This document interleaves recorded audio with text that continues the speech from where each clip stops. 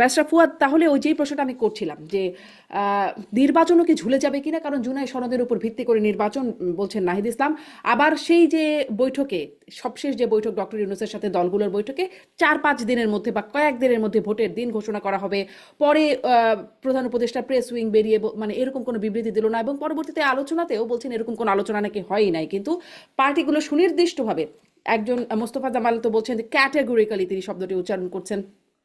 ববি হাজ্জাজের সাথেও কথা হচ্ছিল, তিনিও বলছিলেন যে একদম ফর্মাল আলোচনার টেবিলে সুনির্দিষ্টভাবে এটা প্রেস উইং থেকেই বলা হয়েছে যে 5ই আগস্টের মধ্যে, এবং তারা একসাথে বলেছেন, একজন ছোট করে বলেন না আর কি, একসাথে প্রেস উইং এর পক্ষ থেকে বলা হয়েছে। প্রশ্নটা ছিল ডক্টর ইউনূসের কাছে, প্রেস উইং থেকে একসাথে বলা হয়েছে যে 5ই আগস্টের মধ্যেই নির্বাচনের তারিখ ঘোষণা করা হবে, পরে সেখান থেকে সরকারের যেন কোনো রকম সরে সরে যাওয়া। আহ, এটা কেন হচ্ছে? নির্বাচন আরো ঝুলে যাওয়ার সম্ভাবনা? না, আমি সেটা মনে করছি না। নির্বাচন ঝুলে যাবে সেরকম কোনো সম্ভাবনা আমি দেখতে পাচ্ছি না, প্র্যাকটিক্যালি পসিবলও না। এবং সরকারের মধ্যে ন্যূনতম আমি এটার ব্যাপারে কোনো আগ্রহ দেখতে পাচ্ছি না যে কোনোভাবে তারা এই মানে টার্মটাকে এক্সটেন্ড করবে অথবা কোনো সিচুয়েশন ক্রিয়েট করবে, সেটা বোধ করছি না। বরং হচ্ছে যে পলিটিক্যাল পার্টি তার নিজস্ব রাজনীতি করে, এনসিপি তার নিজস্ব পলিটিক্স করতেছে, বিএনপি তার নিজস্ব পলিটিক্স করছে, এবং যার যার এজেন্ডা মোতাবেক সে তো পলিটিক্যাল রেটরিক ইউজ করবে যে এটা চাই ওটা চাই, এবং এটা এটা পলিটিক্স এর ভিতরে আমি কোনো সমস্যা দেখতে পাচ্ছি না। গুরুত্বপূর্ণ অনুষঙ্গ হচ্ছে যে আপনার নির্বাচনের ব্যাপারে ঐক্যমত আছে কিনা।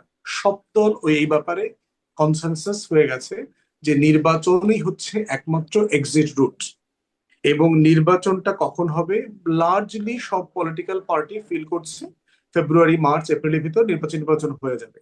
এর ভিতরে আমি আসলে ন্যূনতম কোনো আশঙ্কা দেখতে পাচ্ছি না।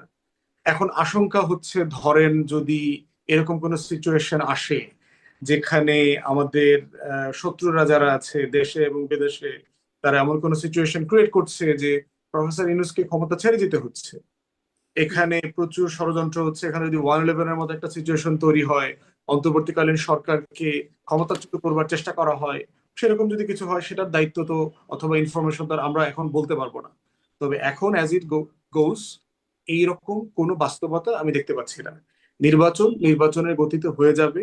ইভেন সকল পর্যায়ে আমরা দেখতে পাচ্ছি আমলাতন্ত্র, নির্বাচন কমিশন, আইন শৃঙ্খলা বাহিনী সব জায়গাতে ডিসেম্বরকে সামনে রেখে তারা অফিসিয়ালি প্রিপারেশন শুরু করেছে এবং তারা কাজ করে যাচ্ছে। সরকারের ইনস্ট্রাকশনও তাই। মিটিং এর ডেটের ব্যাপারে যেটা তাহলে বলেছে, বলতে গেলে, মানে সময় বলতে গেলে এত পিছু টান কেন এসে যায়? মানে চার ধর পাঁচ দিন বা 5ই আগস্টের মধ্যে সময় বলবে বলা হলো, তারপর সেখান থেকে আবার একটা পিছ টান কেন সরকারের? আপনার বোন ইউনিভার্সিটিতে সেকেন্ড ইয়ারে পড়ে, বিয়ের বয়স হয়ে গেছে, এখনই দিন তারিখ বলে দিতে হবে? মানে এটা এটা এটা এটা কিন্তু আবদারটা কিরকম? আবদারটাই তো আনরিজনেবল।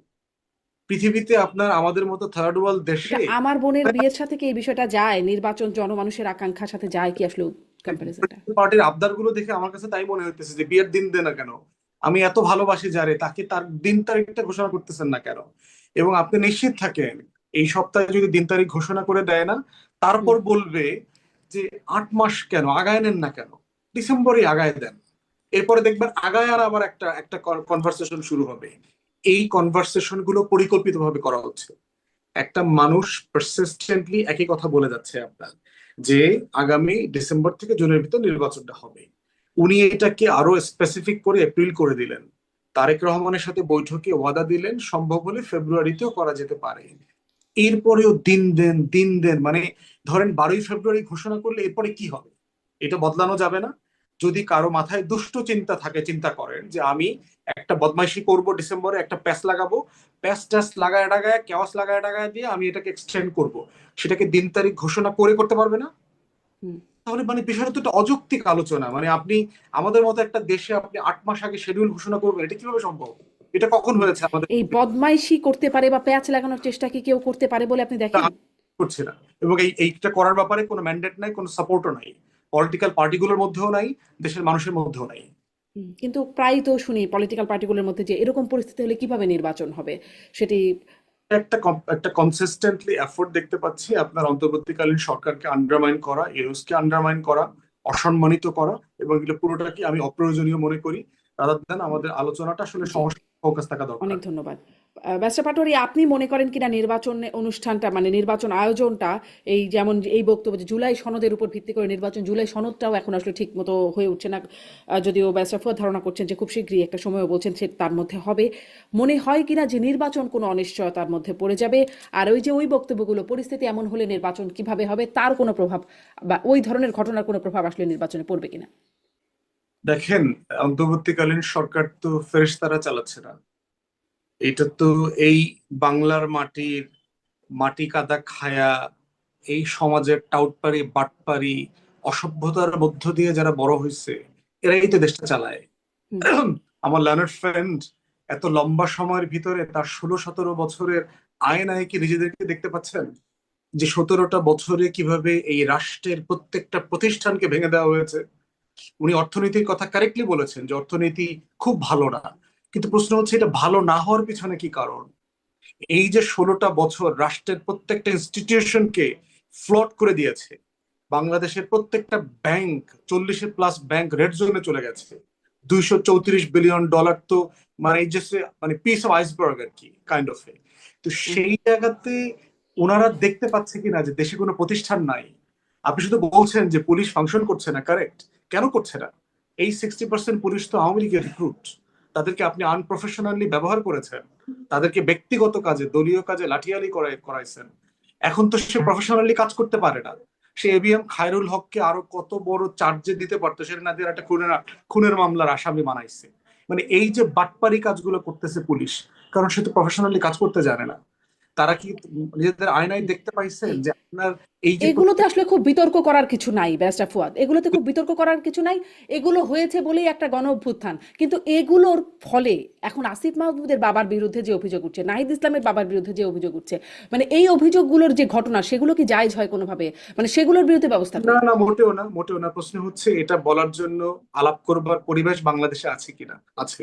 গণমাধ্যমে আলাপ হচ্ছে কিনা এগুলো নিয়ে, সোশ্যাল মিডিয়াতে আলাপ হচ্ছে কিনা, কাউকে ডিজিটাল সিকিউরিটি একটা মামলা দেওয়া হয়েছে কিনা, কাউকে ধরে নেওয়া হয়েছে কিনা, কোনো সাংবাদিককে টকশো বন্ধ করে দেওয়া হয়েছে কিনা, শামীম ভাইকে আজকে রাতে বাসায় রেড দিবে কিনা, না দিচ্ছে না তো। প্রশ্ন হচ্ছে এই শিফট গুলো প্রাতিষ্ঠানিক করতে রাষ্ট্রকে যে যে পরিমাণে স্ট্রেংথেন হওয়া লাগে ইনস্টিটিউশন, আমার কোনো ইনস্টিটিউশন ফাংশন করছে না।